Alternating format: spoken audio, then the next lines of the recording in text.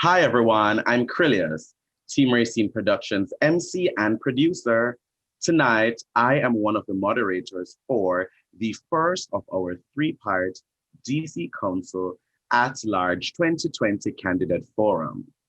Part 2 will be on September 22nd, and Part 3 will be on September 29th. Both streaming live at 7 p.m. Eastern Time.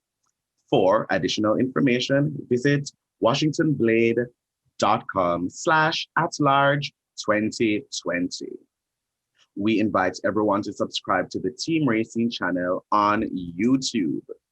There you will find various content, including numerous interviews with people who are on the ballot this year, including almost all of the individuals running for DC Council. Just go to the nominee and candidate interview playlist. Here you can see that we have the general election nominees and candidates 2020 playlist, and you can find our interviews with some of the candidates that you will meet tonight, as well as in our second and third forums in the coming weeks. On the Team Racing channel, you will also find vlogs and interviews with entertainers, authors, and more. New content is added weekly. Subscribing is totally free. And if you have a Gmail account, it only takes one click. Please follow us on social media and subscribe to the Team Racing YouTube channel. To follow us on social media, go to @Team Racing on Twitter, Team Racing on Instagram, facebook.com/Team Racing. You can keep up with us, see what we're doing at teamracing.eventbrite.com. And once again, follow our YouTube channel. Please subscribe, like, share, and comment. Importantly, please also follow the Washington Blade on social media and visit their website, washingtonblade.com. Please also make sure that you are registered to vote and know about your voting options, including mail-in voting and early voting. DC residents can find information at votefordc.com. That is VOTE, the numeral 4, DC.com. As many of you know, there are 24 individuals running in 2020 to be at-large council members on the Council of the District of Columbia. Voters may vote for up to 2 individuals. The 2 individuals with the most votes will be elected. We contacted all 24 individuals, and almost all responded and agreed to participate. They have been divided into 3 groups. The first group will join us tonight. As we near the top of the hour, let us begin our program. At this time, I would love to welcome to the stage my co-host for the night. But before I do that, let us begin the program as 7 o'clock approaches. Welcome to the DC Council at Large 2020 Candidate Forum, part 1 of 3, and I'm Krillius, Team Racing Productions MC and producer. I am moderating tonight's forum with the person who I now have the pleasure of letting into the call. Of course, the one and only Racine Pendarvis. Greetings. Hello, Racine. Hi. Hi, everybody. So great to have you here, and so great to about to begin this forum. So excited to do this. Now, we also want to welcome Team Racing Productions host and East of the River correspondent, Monique Diop. Welcome, Monique. Hello. Such a pleasure to have you here, Monique. How are you? Thank you. I'm good. How are you? Nice to see you, Racine Cleos. Yes. Great seeing you. Always a pleasure. Always a pleasure. And finally, joining us is Jatarius Frazier from the Gertrude Stein Democratic Club. So let me have Jatarius come in. Here we go. Hello, Jatarius. How are you? You're still muted. Good evening. How are you? Pretty good, pretty good. Thanks so much for being here. Of course, with us tonight, it's a very special night, and we are so ready to see what this forum brings. Now, as I bring in tonight's candidates, I will read their names in alphabetical order. So first we have Maria Cristaldo. Then we have Kathy Henderson. We also have Vincent Orange, Eric Rogers, Incumbent Councilmember and Democratic Party nominee, Robert White. Here we go. We're all here. We're all here. Thank you, guys. Thank you, everyone, for joining us. This has been really, really great. Thank you, guys, for accepting our invitation to do this forum. And we are ready to begin just in a moment. We want to quickly pose for the screenshot. So I want everyone to just give us a nice smile, and then we will pose for the screenshot, okay? All right. Starting now. There we go. All right, 5, 4, 3, 2, 1. Awesome. Now we will begin with our speed round. So first up is our speed round. Candidates, please indicate by raising your hand if you are in favor of the following things. Viewers, for additional information on the candidates' stances on various topics, please visit their websites. Again, this is the speed round. Now, please raise your hand if you are in favor of 1, implementing ranked choice or instant runoff voting in DC elections. All right, great. 2, police reform. Great. Defunding the police. Okay. Next, we have decriminalizing sex work. Wonderful. Next, we have having term limits for DC council members. Great. We also have allowing DC council members to be expelled by their fellow council members. Okay.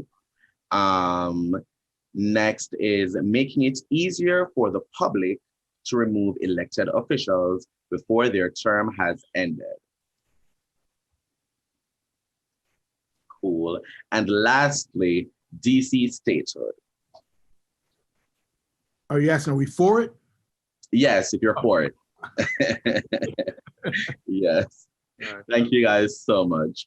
Now that we've passed the speed round, we are ready for the first round of questions. Now, for round 1 of questions, we will draw a name and a number at random to ask each participant one question from several questions provided to everyone in advance. They will have up to 2 minutes to answer. Monique will signal the 10-second warning. Give us the signal, Monique. That's it. That's the fan. And Monique will signal the 10-second warning, and I will announce when the time is up. I want to remind everyone to please mute your microphone except when it is your turn. Monique will draw the names, and I will draw the question number. Monique, who will get the first question?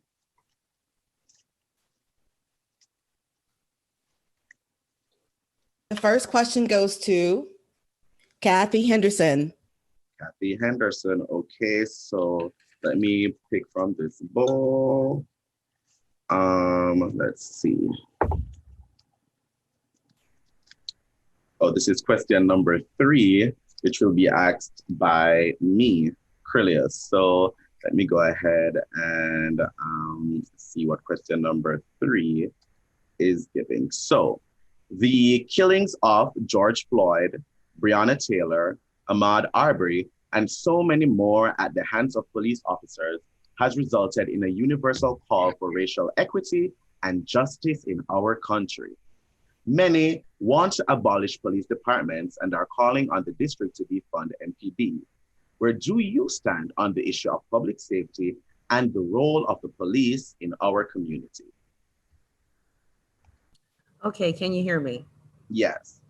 I have an excellent record of public safety facilitating relationships between the residents and police to move us forward. When I moved to my community 20 years ago, frankly, it was out of control, and we've made a lot of progress. And certainly, the issue of equity is an issue that African Americans continue to deal with in this country, and it needs to be prioritized.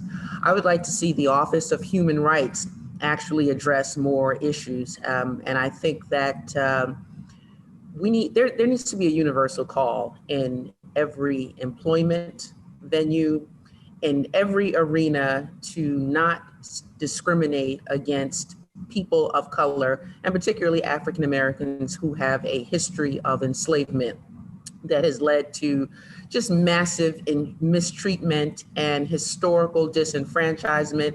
And it takes a lot of work to address that.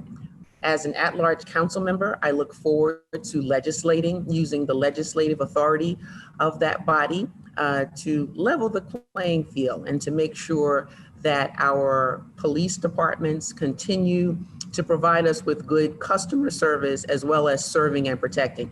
And that has really been the goal that I've actually actualized over the years in my community. And we're way ahead of, I think, the country and actually the rest of the city in terms of having improved relationships between the police and residents. We cook together, we grill together, we indulge in safety walks together, we get to know one another, we live in the same community. A lot of the officers that serve in the 5th District also live in Ward 5, and they have families. They are our family members, and we support them. So as long as we continue to make sure that the dialogue remains open and positive, and that we use our legislative resources appropriately, we can make a difference, and government can work to uplift the citizens.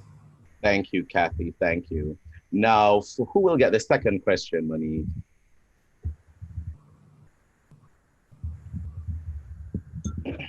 Second question goes to Mario Cristaldo. All righty.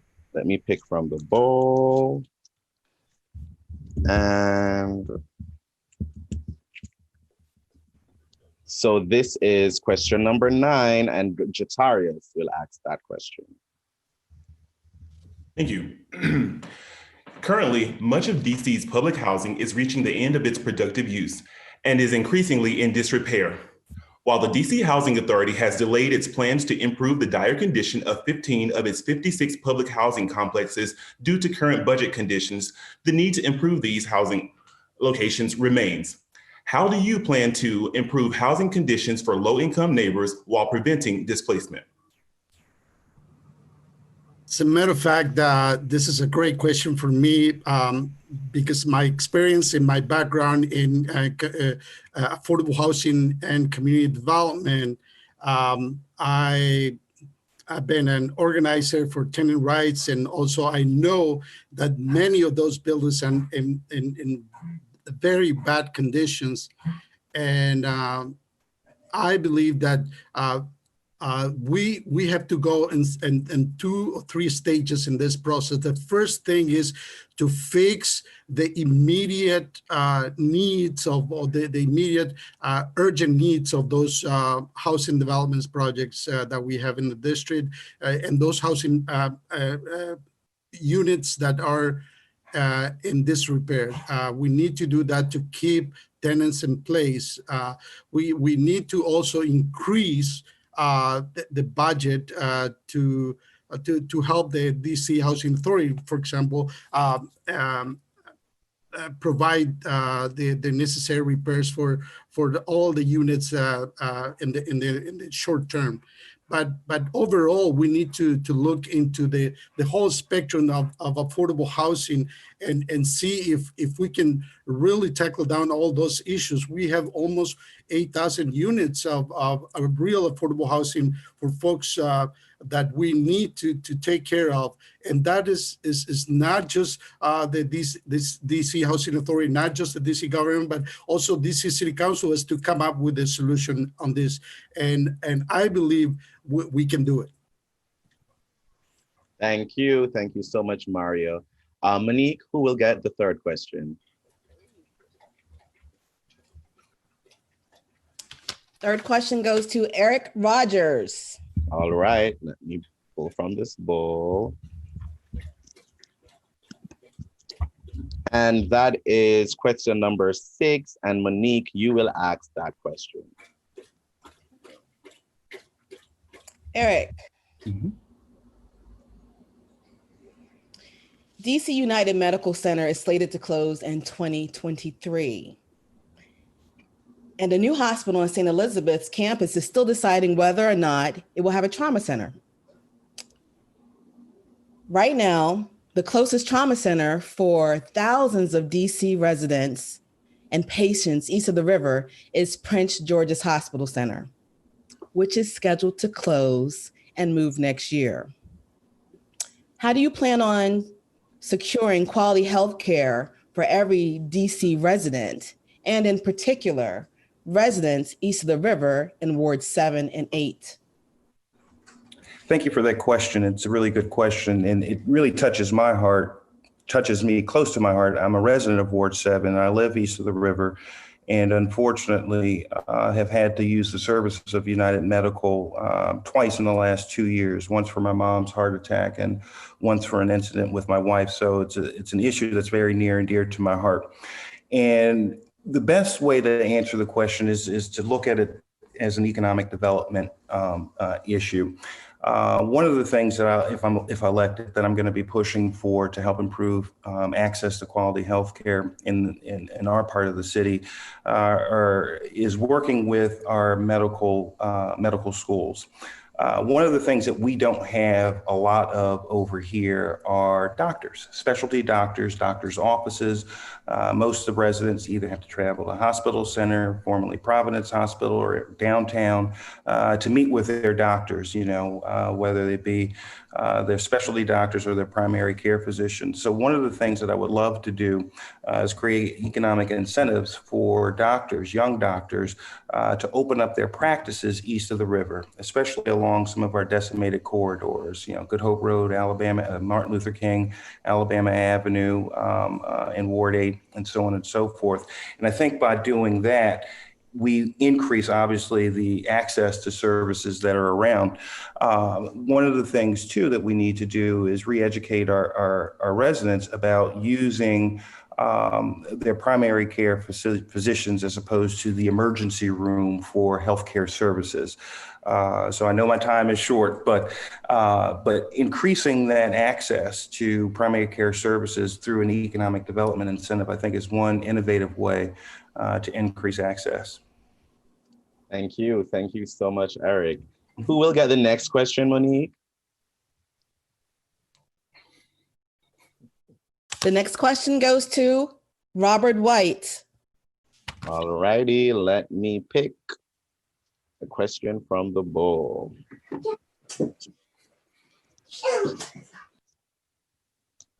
All right, this is question number 7, and Krillius is asking that one. So this is your question, Robert. Anti-LGBTQ hate crimes and discrimination are still all too real in our community. What ideas do you have to reduce hate crimes and bring those who perpetrate them to justice? Thank you for the question, and thank you for having me. I'm a very proud co-sponsor of the Tony Hunter and Bella Evangelista Panic Defense Bill, which really eliminates the panic defense for hate crimes against the LGBTQ community. That is a very important first step. That's a practical and legal step. But as important as the practical legal steps are, we also have to make sure that we educate our city on the importance of diversity, what diversity means.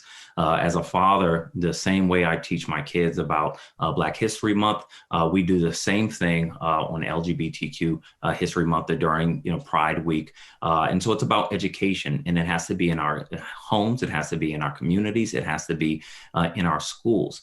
The District of Columbia, historically, at least in recent history, has been welcoming to our LGBTQ community, which has made an incredible impact here. But there are still too many people who don't understand the importance of the diversity that we have here. And unfortunately, we see a hatred toward the LGBTQ community, especially transgender people, from the Trump administration, which has really tried to bury and insult the LGBTQ community. So we have to make sure at every front, the District of Columbia is a safe place, a safe harbor for everyone, including and especially our LGBTQ community.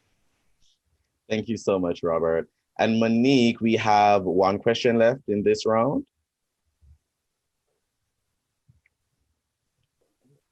And of course, that goes to Vincent Orange. Let me pick from the bowl.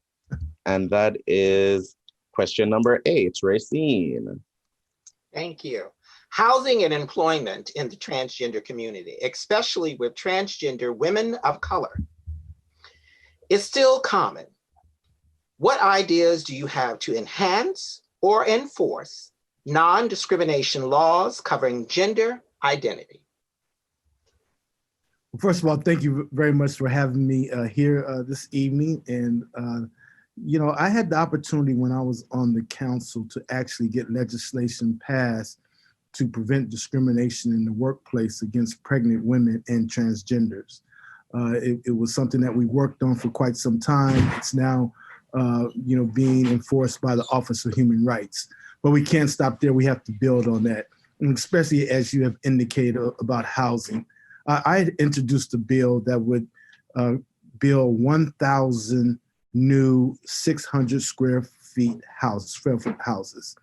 And at the time, I guess I was kind of before my time because people kind of poo-pooed the idea. Now everyone wants one of those 600, 400, 500 square feet, houses. And mine was beautiful, had a 1-bedroom, the living room, and it was really, really nice. My bill called for it to only go to senior citizens, first-time home buyers, and minimum wage workers, because I had the opportunity to get the $15 minimum wage passed. The cost of the unit would be $50,000. It's a $50 million program, and you have 1,000 units, 125 in each ward. So I would, once again, since the time is now ripe, we need more housing. As you know, the mayor is going to build 35,000 new units over the next decade, but I think we need something immediate. And this would be something that would be affordable and that could be provided to those communities and populations that are in need of housing. Thank you so much, Vincent. And that was the end of round 1, everyone. Congratulations. Let us move on to round 2. Now for round 2, we will ask in random order, 1 question for each candidate. Once again, everyone will have up to 2 minutes to respond. Monique, who will get the first question? First question goes to Eric Rogers. And let's have Racine ask that.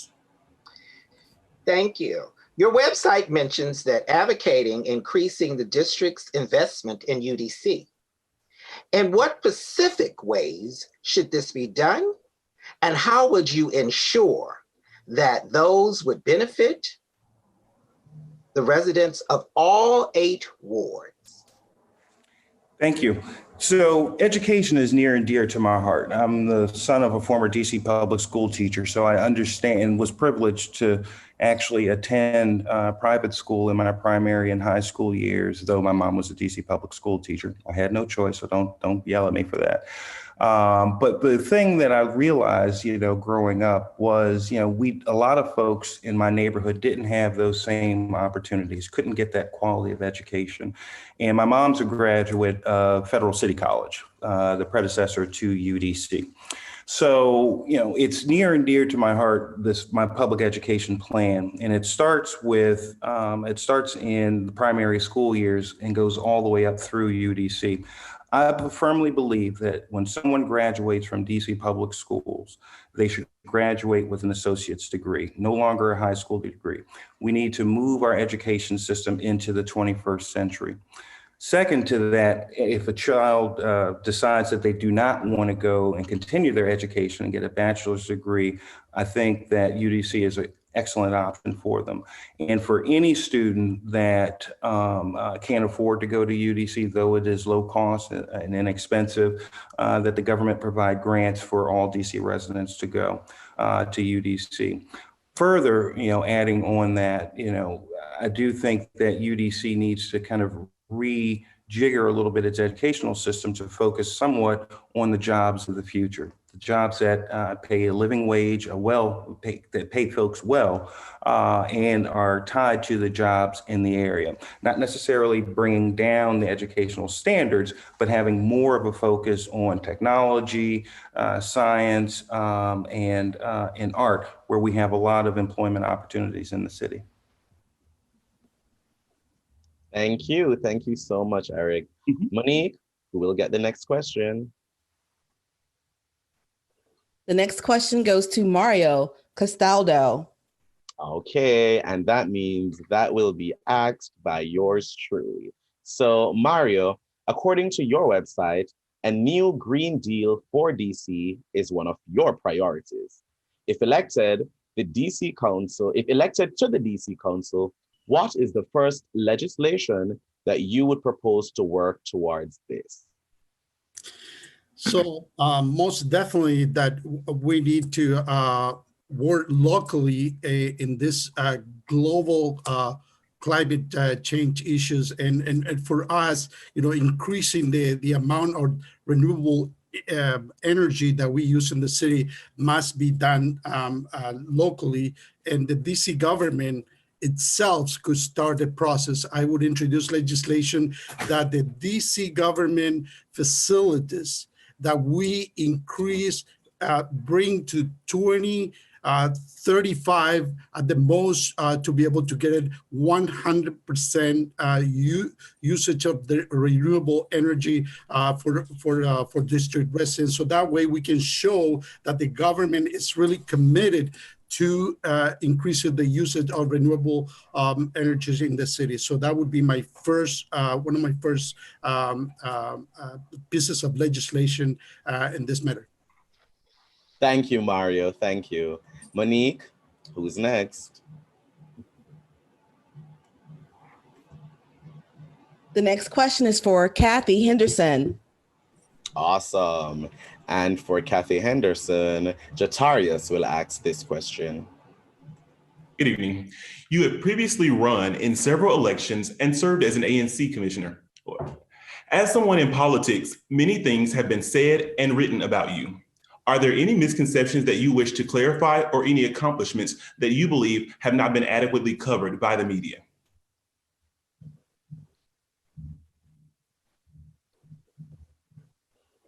Can you hear me? Not there, one more.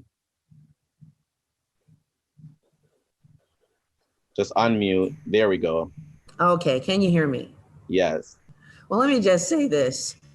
Sometimes I watch the late night Reverend Michael Murdoch, and he says that if there isn't someone that hates you, you are nobody.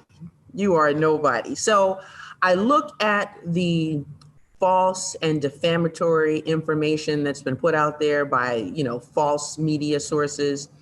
And in a way, it is a compliment. I have run several times, and I joined the likes of Abraham Lincoln, Barack Obama. And I think it's a testament to my perseverance that I am continuing. I feel that government can work.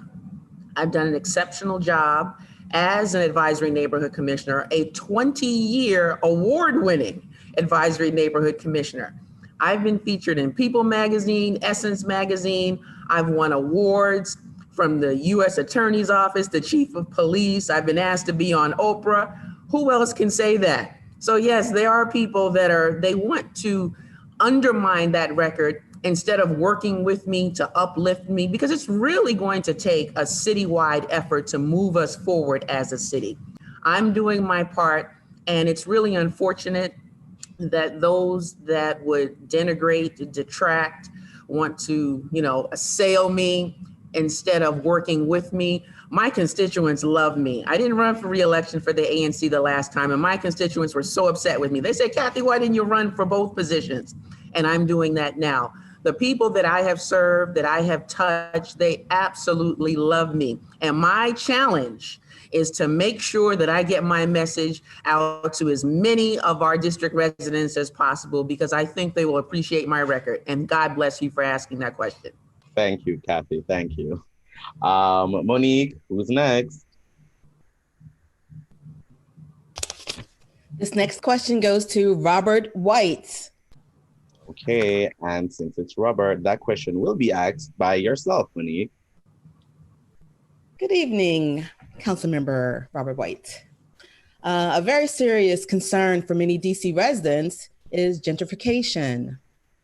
As an incumbent council member, do you think you and your colleagues have done enough to address it? If reelected, what would you do to protect neighborhoods affected by gentrification?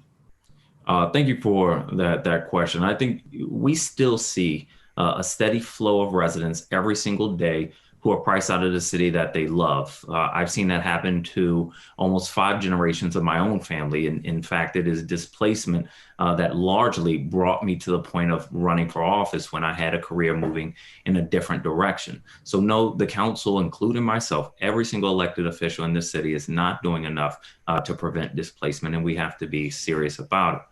What I've tried to do and what I continue to try to do is make sure our government is more focused on the people here, the people who voted for us to protect them, as opposed to focusing so much on the people we want to come to the city, on things that we want to see happen in the city later. We often lose focus of the people who rely on us.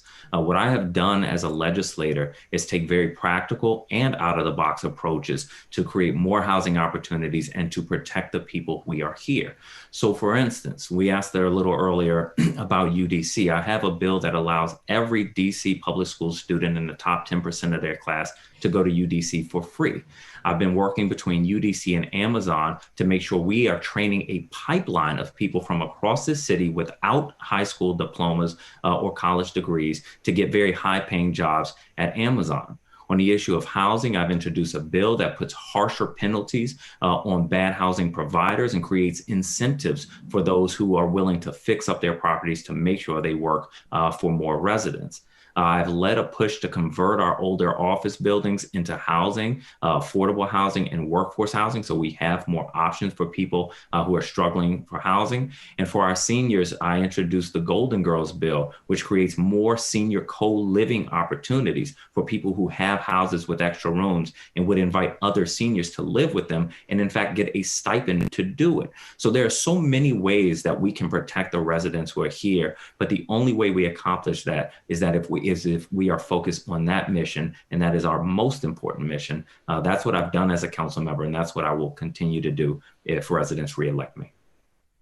Thank you. Thank you so much, Robert. Now, who is next, Monique? Last but not least, Vincent Orange.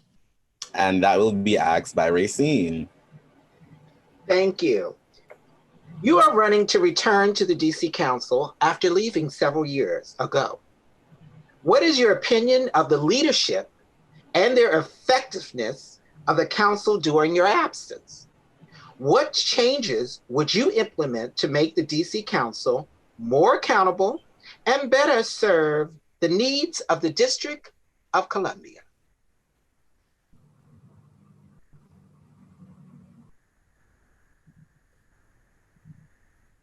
Unmute. Unmute. Wait, try again. There we go. Okay. Once again, thank you very much for the question.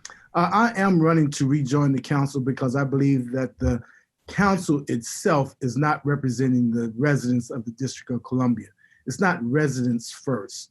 In terms of contracting with and spending our dollars in the community, we're not doing that. We're doing business with folks from California, Michigan, and other places that are not subject to DC taxation. We passed the bill, the Universal Paid Leave Bill, $250 million tax on DC businesses, yet $160 million goes to provide paid leave benefits to non-residents, people that live in Maryland and Virginia that do not pay taxes in the city already. At one point, they were talking about spending $152 million to give everyone a Metro card. And it just doesn't make sense when we have real needs. When I was on the council, I introduced a bill for returning citizens to provide them an opportunity to get educated up at University of District of Columbia, get an attorney, get a CPA, write a business plan, and have contracts set aside for them. No one, well, I will say that Councilmember White did try to get it done, but no one joined him. Free tuition at UDC for a associate's degree, that's $24 million. The 1,000 housing units I was talking about, $50 million. So that's less than $100 million. So why would you spend $160 million as opposed to not spending it on the citizens of the District of Columbia? Right now, our children cannot read independently upon entering the 4th grade, cannot add, subtract, multiply, and divide. Therefore, they will not be able to make the transition to middle school. It needs to be DC first. And that's one of the major reasons why I'm coming back to be that voice, to make sure that we're spending those dollars on DC residents and so they can have a better quality of life. Thank you, guys. Thank you so much. Thank you so much. And can you believe it? But we are down to the closing statements from our candidates. So it's time for the closing statement, and each person will have up to 3 minutes to speak. Monique will give the 10-second signal, and I will announce when time is up. Now, once again, Monique will draw the names at random to determine order. Monique, who is up first?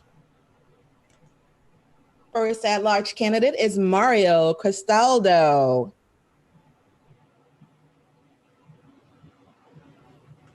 So Mario, you may begin with your closing statement.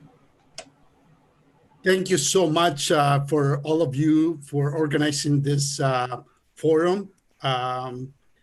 We know that the great majority of DC residents would like to see the same benefit and experience what's happening in downtown and more and other more affluent part of the city. We have this collective vision that we're a world-class city that is diverse, that is livable and affordable for all of us. No matter who you love or economics or social and racial backgrounds. So, but because we're still not completely done in any of this. We're in the right direction in the city, but we need someone that has expertise in issues that are affordable housing, of community development, or community policing, real issues that affects our communities. And I believe I bring the experience, the fresh ideas, out of the box ideas, so we can improve what's going on in the city. That's the reason I'm running for DC City Council at large and in the next election, and I'm asking for your support and your vote. Thank you. Thank you, Mario. Thank you. Who's next, Monique?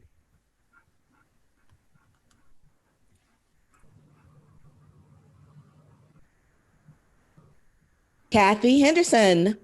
Go ahead, Kathy. Thank you so much. Can you hear me? Yes, we can. All right. This is one of the most important elections ever. We have many people running, and we just have a lot on the national agenda that affects us at the local level. But I believe that I merit your consideration for one of those seats because I have a strong record. I have worked very, very diligently over the years, and I've delivered for my community. I have taken a position that pays not 1 cent, and I've been able to get the government to work for my community and installing street lights, speed humps, new trees, just economic development that we want, street repair in this city and practically anywhere, your zip code can determine your quality of life and how long you live. And I have steadfastly worked to make sure that the citizens that I represent, and I can tell you I've been proud to represent my constituents over the many years, to uplift their quality of life and to make it clear that we matter, that our community matters, and that it needs to be the attention and a priority of the district government. And I've done that. And my good friend in Ward 3, Ann Renshaw, she said about me, Kathy is a powerful voice for the community. And I can tell you what a compliment. And I've included that in my campaign literature. I've always been a friend to the LGBTQ community. The late Wanda Austin was a good friend of mine. And I don't know if you remember back then, but just after she passed, we were in the middle of actually having the first ever LGBT summit. And Wanda, bless her heart, she gave me complete access to all of her files. I actually created all the communications for that summit. And we met in Mayor Williams' office, and we said in Wanda's memory that we need to go forward. We need to go forward. And that has set the framework for really making sure that a group of individuals that have been historically disenfranchised are starting to get their recognition and a good quality of life along with the rest of us. I've been in this city 38 years, and we have a long way to go. We don't need to do the same things. We need fresh ideas. A lot of the agencies are already using my ideas, like the U.S. Attorney's Office, the Office of Attorney General, and MPD in implementing my ideas. I'm already responsible for the implementation of Bill 16-0335, which was included in the Omnibus Public Safety Act. I've done a lot of work in this city, and I want to do more. And I have a record of getting things done for citizens. Put me to work. Give me your vote on November 3rd, and I guarantee you will see some differences. And I will never come to you and say I haven't done enough, because I will make sure that I maximize the opportunity on behalf of the citizens. And thank you so much for this opportunity. Thank you so much, Kathy. And I just want all the other candidates to know, when you're done at the end of your closing statements, please just go ahead and share your website. So I'll have Kathy do that, then Mario do that right after her, and then we'll go to the third person. Thank you. It's Kathy for DCCouncil.com.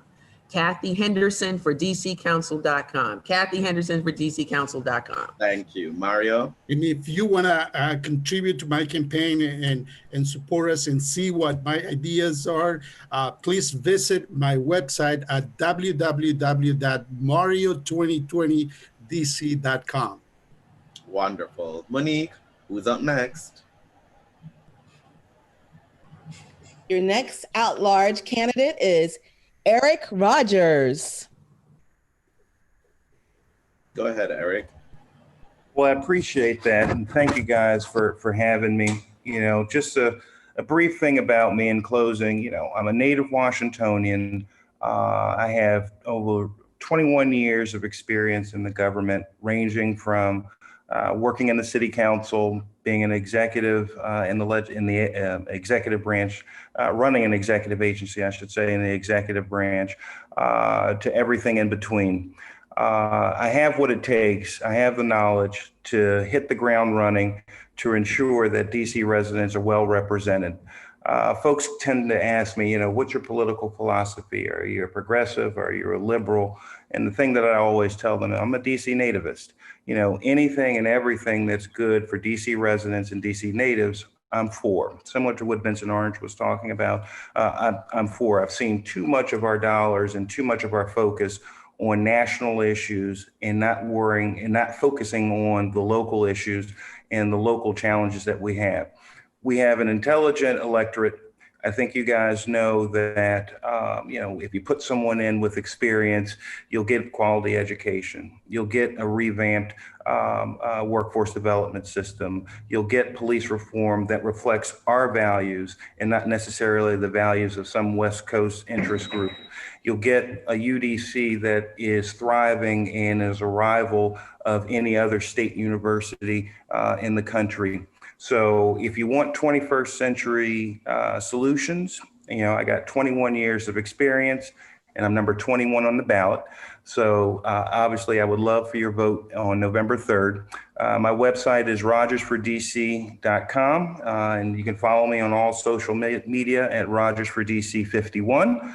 And I really do thank you guys for the opportunity to present myself and look forward to any other opportunity to state my case. Thank you so much. Thank you. Thank you so much, Eric. Who's next, Monique? The next at-large candidate is Vincent Orange. Take it away, Vincent. Well, all right. Well, once again, thank you very much for having me here with you this evening. The city is in dire trouble. We are on the verge of a financial collapse. Pre-COVID-19, we had nearly $1.8 billion in the bank, our rainy day fund. Today, we only have $149 million remaining. That rainy day fund, I had an opportunity to build over the years with Mayor Anthony Williams and Chairwoman Linda Kropp and the council at the time. But when I came into office, we had a $518 million deficit. We had the control board. We were in junk bond status and everybody was scared of Y2K. It was a very bad situation. But the situation we find ourselves in today is worse. Because during that time, we were able to come back. We created a plan. There was a recession throughout the country, but everyone in the DMV was working. And that's how we were able to dig ourselves out of that hole. Today, COVID-19 does not discriminate. It's crippled the system of the District of Columbia. We do not have a business community that can generate that $8.5 billion of revenue that we tax. That puts about $2.5 billion in our treasury in order to run the government. And so we need our most experienced leaders on board, folks with institutional knowledge and sound judgment to tackle this problem. Our unemployment fund, pre-COVID, $600 million. Now we're below $200 million and it continues to deplete itself because our unemployment rate is going up. The worst thing about all of this is that the control board could come back under a Trump administration. Now, can you imagine a Trump administration with a financial control board over the District of Columbia? Right now, he's telling Mayor Bowser, hey, I'm going to take all your money anyway. So we need to get serious. We need to close ranks. We need to get our best minds back on that council. And we have to stop thinking about all this spin.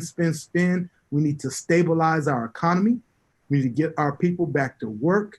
And the first thing that we should have done, and I called for the council to come off a recess and address this issue, and that is education. We should have made sure that our children were ready to engage in distance learning.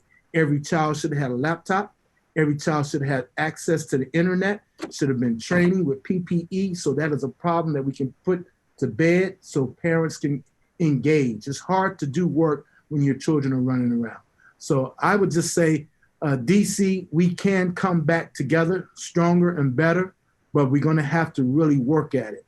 And we're going to have to make sure that we get our best available to come back and work with this government, to work with community, to work with business, because we're all in this together. I'm Vincent Orange. I'm number 2 on the ballot, and I ask for your support and vote on November 3rd, 2020. Thank you so much. Thank you so much, Vincent. And please share your website. VincentOrange2020.com. Thank you so much. And Monique, who do we have next to go? Last but not least, Robert White. I want to thank you all again for having me. I really enjoyed the discussion today and want to thank my fellow panelists. Running for office is always a difficult thing to do. I am at-large Councilmember Robert White, serving my first term on the DC Council. I'm a husband, father of 2 little girls, and a 5th-generation Washingtonian. I was cutting my teeth as a young lawyer on Capitol Hill as legislative counsel to Congresswoman Eleanor Holmes Norton, one of the most exciting things I could have imagined doing. Because while I'm a lawyer by training, I come from a family of high school graduates who have struggled in this city for decades. And when I was working on Capitol Hill, the city hit a stride like none of us really thought we would ever hit. And our city really was starting to see some of the best times we had ever seen. But when I looked closely, I realized that my family was not doing any better in our good times than we were in our bad times. So I left that job with no backup plan, no parachute, nothing but a dream and a belief that I could do better for people like my city by staying squarely focused on the people. That's what I have done every day on the council. When I got your vote to get elected 4 years ago, it wasn't enough to say, I got the vote and I'm going to sit in office. I immediately got to work developing a transition plan, laying out for voters what I was going to accomplish in my first 4 years. And we have gotten through every element of that transition plan. I've become a national leader in early childhood education. I made the District of Columbia the first jurisdiction in the entire nation to restore voting rights to incarcerated felons, to undo cruel and racist Jim Crow laws that passed across the country after the passage of the 14th and 15th Amendment. I've passed practical and out-of-the-box bills to improve housing, education, and job stability for our city. I've done all this by making sure I stay grounded in the people, making sure that I stay close to communities and reach out to people every year. Every single year, I change my outreach approach for my office so that I can meet not just the people who come into the Wilson building, but people who don't have time to come to the Wilson building, people who have too many other responsibilities and priorities. And that's what I will continue doing. I'm proud to have earned the support of the Gertrude Stein Club. I had the highest possible 10+ rating from GLAA. I've been endorsed by the Sierra Club and a dozen labor unions. The reason is because people have seen me as a fighter, somebody who will stand up for the people and keep fighting for the people regardless of the odds. We have a lot more work to do. We're facing not only the coronavirus pandemic, but the most important time in racial justice in our country's history since the 1960s. And we have to make progress now, and we have to support our communities, especially communities of color, as we get through the coronavirus. We can do that together, and I'm asking for your support so we can continue this fight and finish what we started. You can reach me on social media at RobertWhite_DC. You can engage with my campaign at robertwhite4dc.com. And again, on November 3rd, I hope to have one of your 2 at-large votes. Thank you. Thank you, Councilmember. Now, to give us the final closing statement, we will have Racine Pendarvis. Thank you. Thank you very much. We live in a country that I must say that gives me pride and dignity. The greatest country to live in, the United States of America, where freedom is for all. To exercise freedom is to exercise your right to vote. Never take your vote for granted. Every vote counts. Whether you vote on the local level to the national level, voting changes things. It is the gift that keeps giving. That's right. Those who stand on the front line stand with those who took bricks, bottles, water hoses, and some lost their life so we could have the right to vote. At a time in this world that we live in, think about it. Women at one point were not able to vote. Minorities were not able to vote. But now, because of those brave soldiers, we stand on their shoulders. Everyone in this country has the right to vote. Whether you're Black, white, Latinx, Asian Pacific, Islander, Native American, Caucasian, African American, LGBTQIA, a believer of God or non-believer. The one thing we could do is put those in office who can change things, who can make this country the best it can be. When we choose to vote for those who stand on the front line, who make the decision that I am going to run for office, when they stand bravely, boldly, they take the arrows, the abuse that our forefathers took. They are courageous. So pick someone who represents everything that you believe in. Whether or not you're Democrat, Republican, or Independent, vote. Young, old, vote. I'd like to thank our candidates, our participants, our sponsors.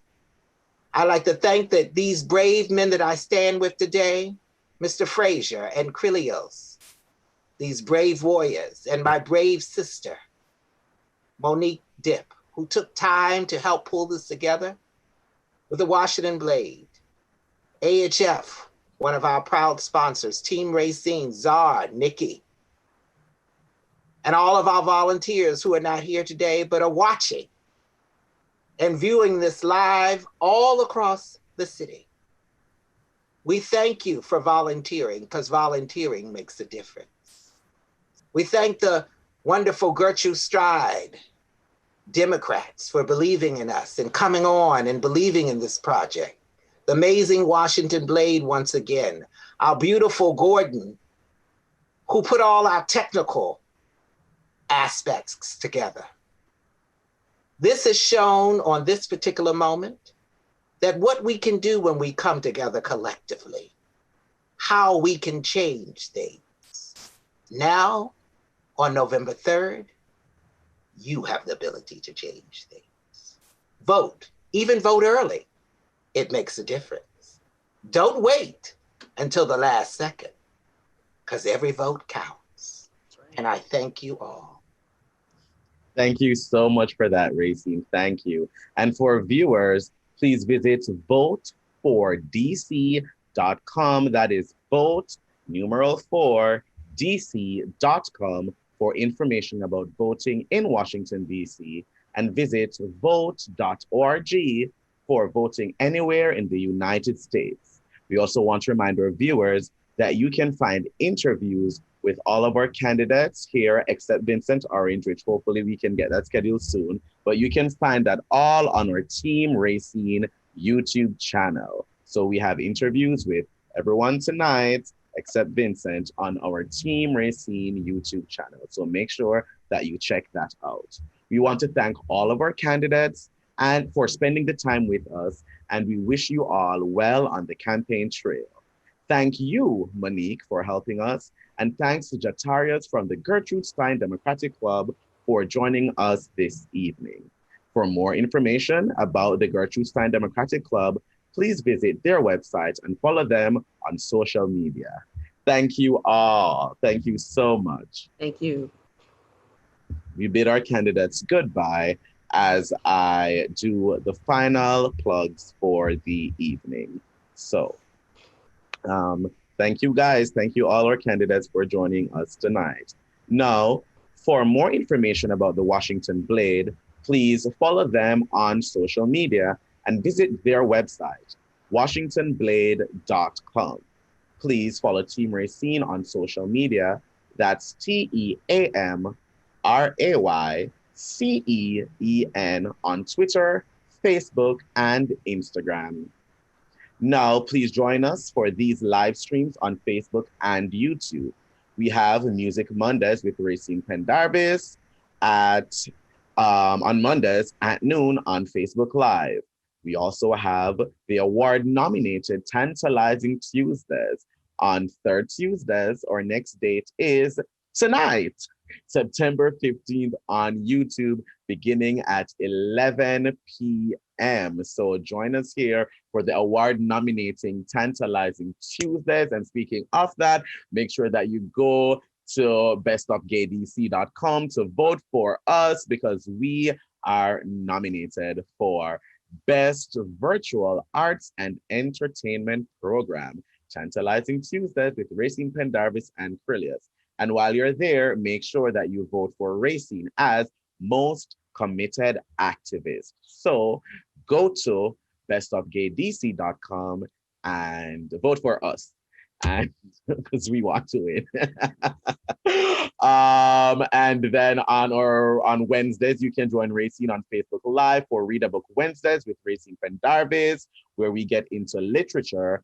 And of course, on Wednesday evenings, First Wednesdays, we have our First Wednesday special program. Our next one will be October 7th, featuring Racine Pendarvis and yours truly. And we will be having a discussion about voting, local politics, and the presidential election.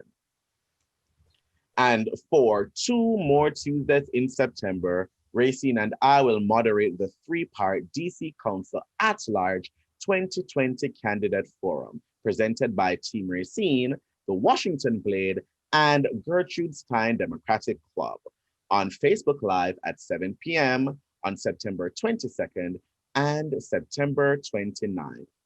On behalf of Team Racine, I thank our production sponsor, AHF Pharmacy. For more information, please visit their website, ahfpharmacy.org. Now, please make sure you are vote ready. Pledge to vote, check your status, and register to vote. Text Team Racine to 40649. That is TEAM space RAYCEEN to 40649. And for more information, go to headcount.org. Thank you guys so much for joining us tonight. And thank you, Racine. As per usual, we love doing this. And it was a great and fabulous night of politics. Thanks to everyone, and to our viewers, thank you for watching. Bye.